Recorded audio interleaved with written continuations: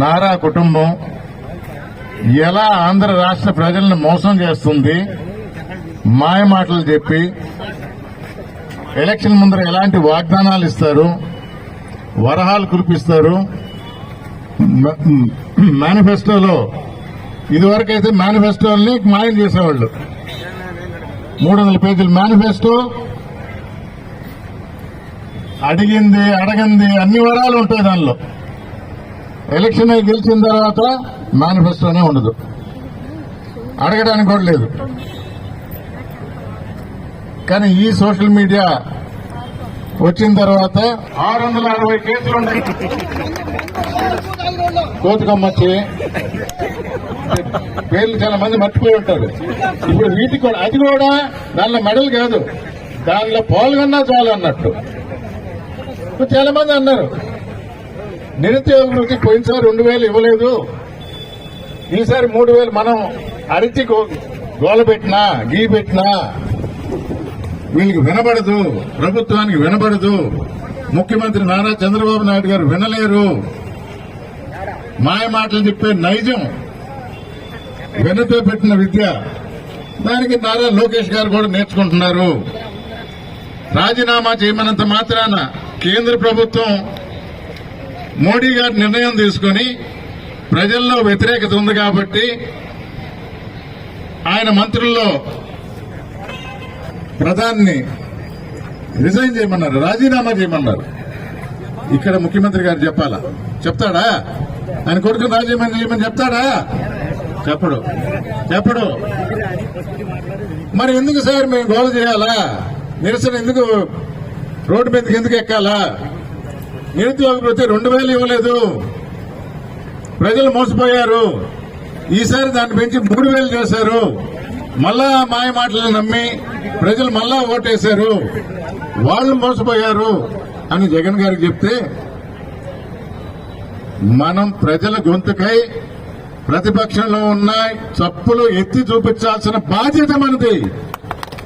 మనం రోడ్డు ఎక్కాలి, ప్రభుత్వం మెడలు వంచైనా పని చేయించాలి.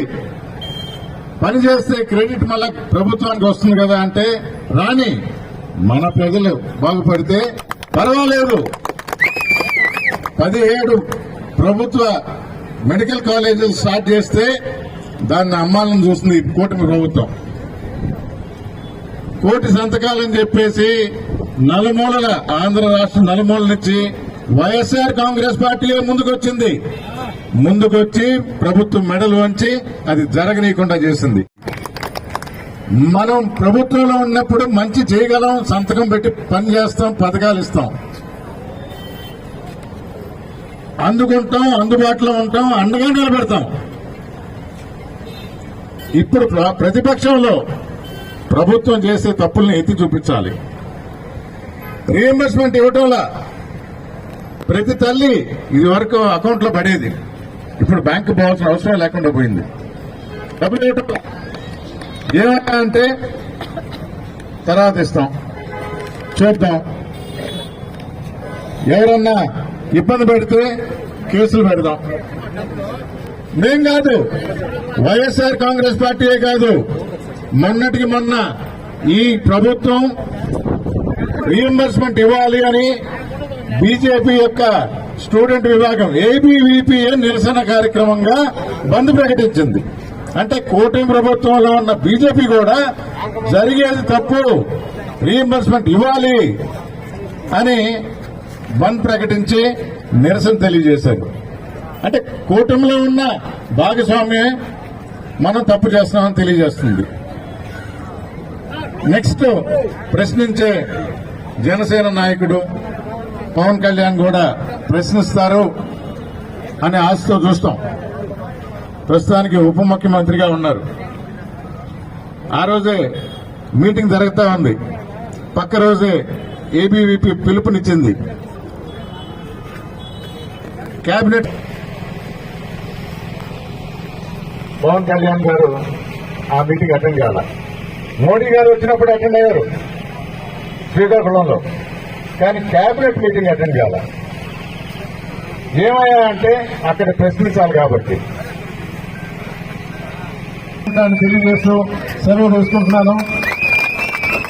మీడియా మిత్రులందరికీ కూడా విషయాలు ఇప్పుడు సోషల్ మీడియా ద్వారా కాబట్టి, ఎందుకంటే పచ్చ మీడియా వాళ్ళ రాత్రి వాళ్ళు రాస్తా ఉంటారు.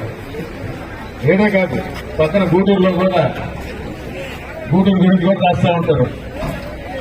ఒక చిన్న మీటింగ్ అయినా వ్యతిరేకత, రామ్ కుమార్ సంతోషంగా లేడు, నా పనులు నాకు ఉంటాయన్నా వాళ్ళు వినరు, మనల్ని పట్టించుకోరు. ఆ రాత్రి పక్కన పడేయచ్చు.